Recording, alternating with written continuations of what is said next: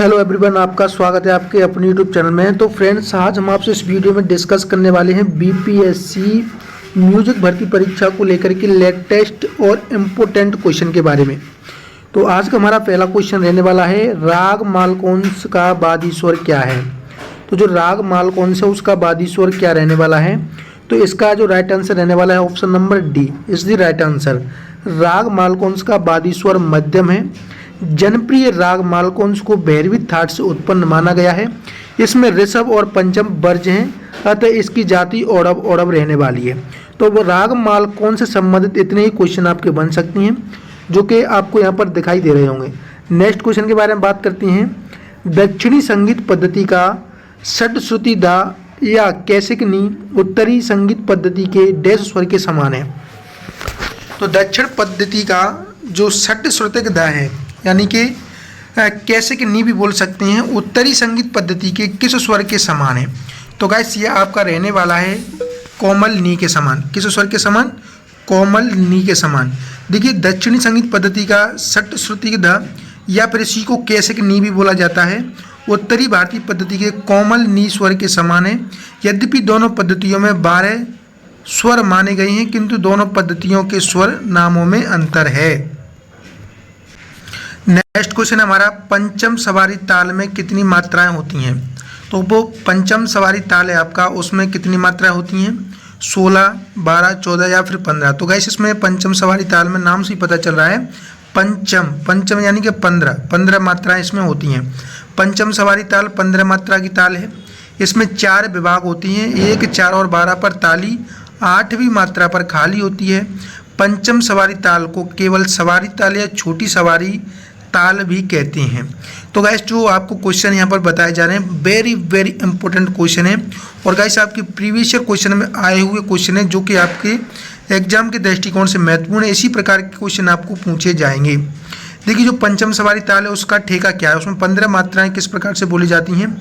धी ना धी धी, कृत दीदी ना धी दीना, तिकृति ना त्रिकृत तूना, कत्ता दीदी ना धी दीना। तो इस प्रकार से आपकी मात्रा रहने वाली हैं। 15 की 15 मात्रा यहाँ पर आपको दिखाई दे रही होंगी। आगे बात करते हैं नेक्स्ट क्वेश्चन के बारे में। जो आपको यहाँ पर चिन्ह दिखाई दे रहा है क्रॉस इस प्रकार का चिन्ह या किस जाति के लिए प्रयोग किया जाता है? तो ये चिन्ह किसके लिए? द्रुत के लिए, अर्धद्रुत के लिए, लघु के लिए या फिर कांक पद के लिए? तो गाइस जो क्रॉस है आपका यह कांक पद के लिए प्रयोग किया जाता है। और यहाँ पर आपका अगर भातखंडी और दिगंबर पलुस्कर पद्धति के बारे में अगर पूछा जाता है तो यह क्रॉस आपका सम को दर्शाता है। ताल में आपका यह सम को दर्शाता है, और आपका जो जाति है जो कि दक्षिण भारतीय पद्धति में है, इसमें कांक पद को दर्शाता है। कांक पद में आपकी जो रहने वाली है यह आपकी उत्तर भारत की तालों में विभाग होती हैं या कर्नाटक की तालों में अंग होती हैं। इन्हीं में आपका कांक पद रहता है। अंगों की संख्या 6 मानी गई है, अनुद्रुत, द्रुत, लघु, गुरु, प्लुत और कांक पद। देखिए, द्रुत के लिए 0 प्रयोग किया जाता है, लघु के लिए 1 और द्रुत के लिए आपको इस प्रकार का चिन्ह जो आपका विकल्प दिया हुआ है उस हिसाब से मैंने आपको यहाँ पर बता दिया है। अब आगे बात करते हैं, प्राचीन काल में सर्वप्रथम संगीत शास्त्र का व्यवस्थित रीति में लेखन विवरण किस ग्रंथ से प्राप्त होता है? प्राचीन काल में सर्वप्रथम संगीत शास्त्र का व्यवस्थित रीति से लिखित विवरण किस ग्रंथ से प्राप्त होता है? तो गैस ये होता है आपका संगीत शास्त्र का व्यवस्थित से लिखित विवरण नाट्य शास्त्र से प्राप्त होता है। तो सर्वप्रथम संगीत के बारे में जानकारी आपके नाट्य शास्त्र से ही मिलती है, जो कि भरत जी के द्वारा लिखा गया है। इसके अनुसार 2री और 3री शताब्दी के मध्य में यह लिखा गया था। जो नाट्य शास्त्र आपका 2री और 3री शताब्दी के मध्य में लिखा गया था। सबसे पहले किसने बिलावल को शुद्ध ठाट के रूप में बताया था? तो जो बिलावल है उसको शुद्ध ठाट के रूप में किसने बताया था? तो गैस यह बताया था आपका मोहम्मद रजा ने। किसने बताया था? और आप यहाँ पर देख सकते हैं, सबसे पहले मोहम्मद रजा ने बिलावल को शुद्ध ठाट के रूप में बताया है। उत्तरी संगीत पद्धति में ठाटों की संख्या 10 मानी गई है। उनके नाम है बिलावल, खमाज, कल्याण, काफ़ी, आसावरी, भैरव, भैरवी, पूर्वी, मारवाड़, तोड़ी। ये आपके 10 टोटल 10 ठाट हैं। इनमें से आपका बिलावल शुद्ध ठाट है, जो कि सर्वप्रथम मोहम्मद रजा के द्वारा यह बताया गया था। और गाइस जो आज का भातखंडी स्वरलिपि पद्धति है उसमें बिलावल ठाट को ही शुद्ध ठाट की संज्ञा दी जाती है। आगे बात करते हैं सारणा चतुष्टयी का एक प्रमुख उद्देश्य है। तो क्या जो सारणा चतुष्टयी की जाती है उसका मुख्य उद्देश्य क्या है? तो इसका मुख्य उद्देश्य आपका प्रत्येक स्वर की श्रुतियों को बताना। जो आपकी 22 श्रुति हैं टोटल पूरे संगीत में, उनकी स्थिति को बताना, किस स्वर की कितनी श्रुति हैं उसके बारे में जानकारी प्राप्त करना है। ये आपका सारणा चतुष्टयी के बारे में यह जानकारी मिलती है। और गाइस सबसे पहले सारणा चतुष्टयी आपकी भरत जी के नाट्य शास्त्र से मिलती है। सर्वप्रथम भरत जी ने नाट्य शास्त्र में सारणा चतुष्टयी के बारे में किया था। और इस प्रकार की जो सारणा चतुष्टयी की क्रिया है यह 4 प्रकार में की जाती है। आगे बात करते हैं तानपुरे में बजने वाले स्वर कौन कौन से हैं? तो तानपुरे पर बजने वाले स्वर हैं आपके प सा यानी कि मंद्र प, मध्य सा और तार सा। इस प्रकार से आपके स्वर रहते हैं। तानपुरा अथवा तमूरे में 4 ताल होती हैं। तानपुरे को तमूरा भी बोला जाता है। प्रथम तार को मंद्र पंचम से, तानपुरे के दूसरे तीसरे तार को मध्य सा से और चौथे तार को मंद्र सा से मिलाया जाता है। आगे बात करते हैं नेक्स्ट क्वेश्चन के बारे में। तो हमारा नेक्स्ट क्वेश्चन रहने वाला है पंडित विष्णु दिगंबर पलुस्कर का जन्म कब हुआ था? पंडित विष्णु दिगंबर पलुस्कर जी का जन्म कब हुआ था?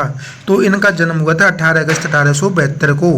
पंडित विष्णु दिगंबर पलुस्कर जी का जन्म हुआ था 18 अगस्त 1872 को। यह ग्वालियर घराने के मुख्य प्रतिनिधि थे। स्वर्गीय विष्णु दिगंबर पलुस्कर जी का जन्म 1872 में हुआ था। 18 अगस्त श्रावण पूर्णिमा को कुरुंदवाड़ रियासत के बेलगाम नामक स्थान में हुआ था। उनके पिता का नाम दिगंबर गोपाल, माता गंगा देवी थी। आगे बात करते हैं नेक्स्ट क्वेश्चन के बारे में। उत्तर भारतीय संगीत का स्वर शुद्ध नी कर्नाटक का स्वर है। देखिए उत्तर भारतीय संगीत का स्वर शुद्ध नी यानी कि आपका निषाद कर्नाटक पद्धति में किस स्वर के समान है? तो गाइस जो शुद्ध नी है कर्नाटक पद्धति में काकलिनी के समान है। उत्तर भारतीय संगीत का शुद्ध नी कर्नाटक में काकलिनी के समान है। उत्तर और दक्षिण दोनों संगीत पद्धतियों में 22 श्रुतियाँ मानी गई हैं। तो यहाँ पर महत्वपूर्ण क्वेश्चन बनता है 22 श्रुतियों। आगे बात करते हैं नेक्स्ट क्वेश्चन के बारे में। इनमें से औडव संपूर्ण जाति का राग कौन सा है? तो औडव संपूर्ण जाति का राग कौन सा है आपको बताना है। बिहाग, मियाँ मलार, मालकोंस या फिर केदार? तो गाइस बिहाग औडव संपूर्ण जाति का राग है। औडव का मतलब होता है 5 स्वर, जिसमें आरोह में 5 स्वर प्रयोग किए जाते हैं। संपूर्ण का मतलब है जिसके अवरोह में 7 स्वर प्रयोग किए जाते हैं। राग बिहाग में औडव संपूर्ण जाति का राग है। इस राग की रचना बिलावल थाट से मानी गई है। बादी स्वर गन्नार और संवादी स्वर निषाद है। यह राग रात्रि के दूसरे प्रहर में गाते हैं। भरत की सारणा चतुष्टयी पद्धति में कितनी वीणा का प्रयोग होता है? महत्वपूर्ण क्वेश्चन है गाइस। यह क्वेश्चन आपका एग्जाम में पूछा अवश्य जाएगा। तो भरत की सारणा चतुष्टयी में 2 प्रकार की वीणाओं का प्रयोग किया जाता है, चल वीणा और अचल वीणा। यानी कि अचल वीणा को ध्रुव वीणा बोला जाता है और चल वीणा को अध्रुव वीणा। तो इस प्रकार से भरत जी ने अपनी सारणा चतुष्टयी में 2 प्रकार की वीणाओं का प्रयोग किया था। आगे बात करते हैं थाट राग वर्गीकरण के प्रचार प्रसार का श्रेय किसको जाता है? थाट राग वर्गीकरण के प्रचार प्रसार का श्रेय किसको जाता है? तो गाइस यह जाता है आपका विष्णु नारायण भातखंडे जी को। विष्णु नारायण भातखंडे जी ने ही सर्वप्रथम थाट राग वर्गीकरण दिया था, जो कि आपका 10 थाटों पर आधारित था, जिसमें 10 थाट बताए गए थे। उसका प्रचार प्रसार भी भातखंडे जी ने किया था। पंडित अहोबल द्वारा रचित ग्रंथ है। पंडित अहोबल जी के द्वारा कौन सा ग्रंथ रचा गया है? तो गाइस ग्रंथ से संबंधित एक क्वेश्चन एग्जाम में अवश्य पूछा जाता है। तो ग्रंथों के लिए मैंने सेपरेट वीडियो बना दिया है। आप जब भी चैनल पर जाएंगे प्लेलिस्ट बनी हुई है, उसमें आप देख सकते हैं। तो गाइस अहोबल जी के द्वारा लिखा गया ग्रंथ है संगीत पारिजात। देखिए संगीत पारिजात को 1650 ईस्वी में अहोबल द्वारा लिखा गया था। दीनानाथ ने फारसी अनुवाद किया था इसका। इस ग्रंथ में प्रथम बार वीणा के तार पर 12 स्वरों की स्थापना का प्रयास किया गया है। संगीत मकरंद नारद के द्वारा, संगीत दर्पण आपका दामोदर जी के द्वारा लिखा गया है। आगे बात करते हैं नेक्स्ट क्वेश्चन के बारे में। दीपचंदी ताल प्रयुक्त है। दीपचंदी ताल किसके लिए प्रयुक्त की जाती है? तो दीपचंदी ताल में ठुमरी सर्वाधिक गाई जाती हैं।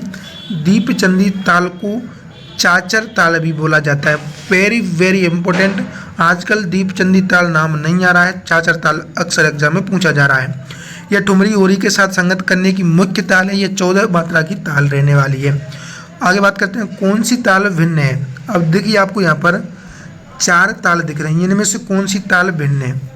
देखिए आड़ाचार ताल, धमार और दीपचंदी और गंजम्पा। तो देखिए इसमें आपका गंजम्पा ताल निम्न है क्योंकि 15 मात्रा की ताल है, और आपकी जो आड़ाचार ताल है, धमार है, दीपचंदी ये आपकी 14 मात्राएं की ताल हैं। संगीत रत्नाकर पर टीका किसने की है। संगीत रत्नाकर पर टीका किसने की है।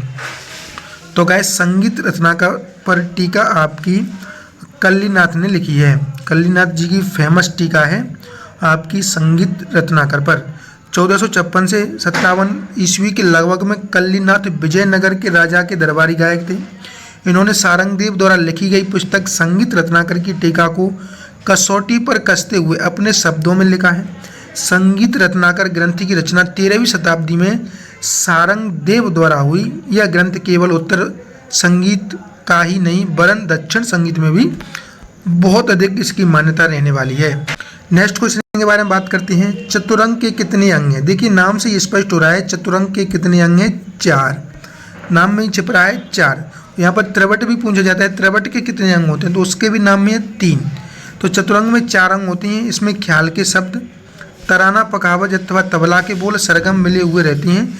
यह ख्याल के ही समान गाया जाता है किंतु इनमें ख्याल की अपेक्षा तानों का प्रयोग कम होता है। तो आप देख सकते हैं वेरी इंपॉर्टेंट क्वेश्चन है। चतुरंग में 4 अंग होते हैं, कौन कौन से होते हैं। इसमें ख्याल के शब्द या फिर गीत के शब्द भी पूछा जाता है। तराना, पखावज या तबला के बोल और सरगम, यह 4 चीज़ें इसमें रहती हैं। आगे बात करते हैं नेक्स्ट क्वेश्चन के बारे में। राग में कम से कम कितने स्वरों का प्रयोग आवश्यक है।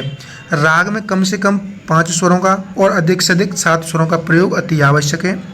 तो यहाँ पर अगर 5 से कम होती हैं और 7 से अधिक 5 से कम और 7 से अधिक होती हैं तो वह राग अपवाद की श्रेणी में आ जाता है। एक ताल और 4 ताल के बीच क्या अंतर है। एक ताल में और 4 ताल में क्या अंतर है। देखिए एक ताल और 4 ताल में आपका ठेका का अंतर है। एक ताल और 4 ताल के बीच ठेके के बोलों का ही अंतर होता है। एक ताल के बोल बंद और 4 ताल के बोल खुले बोल होते हैं। ये वेरी इंपॉर्टेंट क्वेश्चन है। खुले बोलों के प्रयोग किस में किया जाता है, तो आपका जो ध्रुपद गायकी है खुले बोलों की ताल का प्रयोग किया जाता है। एक ताल तथा 4 ताल में 12 मात्राएं, 6 विभाग, ताली 1, 5, 9 और 11 पर खाली 3, 7 पर रहती है। पंडित ओंकारनाथ ठाकुर किसके शिष्य थे। पंडित ओंकारनाथ ठाकुर आपके पंडित विष्णु दिगंबर पुलस्कर जी के शिष्य थे। किसके शिष्य थे, पंडित विष्णु दिगंबर पुलस्कर जी के। आगे बात करते हैं लय के मुख्य प्रकार हैं। लय के मुख्य कितने प्रकार हैं, तो लय के 3 प्रकार होती हैं। मध्य लय, विलंबित लय और द्रुत लय, 3 प्रकार की लय होती है। आगे बात करते हैं नेक्स्ट क्वेश्चन के बारे में। तबले के मुख्य वर्णों की संख्या है। तबले के मुख्य वर्णों की संख्या कितनी है। देखिए गाइस मेरा जो जल्दी पढ़ाने का मकसद एक ही है कि आपको कम समय में अधिक क्वेश्चन आपको मिल सकें। आपका एग्ज़ाम नज़दीक है, आपका टाइम बर्बाद ना हो, इसलिए मैं आपको बिल्कुल जल्दी और सटीकता से पढ़ाते हुए आपका क्वेश्चन को रिवाइज करते हुए चल रहा हूँ। यहाँ से आपके क्वेश्चन एग्जाम में पूछे जाएंगे और आपका पूरा का पूरा जो भी आपका सिलेबस है उसका रिवीजन भी हो जाएगा, जिससे आपको एग्जाम में कोई भी दिक्कत नहीं आने वाली है। देखिए तबले में आपके 10 वर्ण होते हैं। जिस प्रकार प्रत्येक भाषा में कुछ अक्षर होते हैं उन्हें वर्ण कहते हैं, उसी प्रकार तबले में भी जिन अक्षरों का प्रयोग किया जाता है उन्हें वर्ण कहते हैं। ध्रुपदी के कितने विभाग होते हैं, वेरी इंपॉर्टेंट है। ध्रुपदी के कितने विभाग होते हैं, तो ध्रुपदी के आपके 4 विभाग होती हैं। कौन कौन सी होती हैं, स्थायी, अंतरा, संचारी और आभोग। ध्रुपदी के 4 विभाग होते हैं, स्थायी, अंतरा, संचारी और आभोग। तो गाइस ये था आज की वीडियो में आपका क्वेश्चन आंसर। नेक्स्ट वीडियो में अपन लेके आने वाले हैं इससे भी अधिक क्वेश्चन। आपका रिस्पॉन्स अच्छा मिला तो और भी लेकर के आएंगे और आपको एग्जाम से 1-2 दिन पहले पूरी की पूरी 4 से 5 घंटे की हम मैराथन आपको प्रोवाइड करवा देंगे। बस आपका रिस्पॉन्स अच्छा चाहिए। वीडियो को ऊपर लाइक करिए और शेयर करिए। आज की वीडियो में इतना ही रखते हैं, मिलते हैं नेक्स्ट वीडियो। जब तक के लिए जय भारत।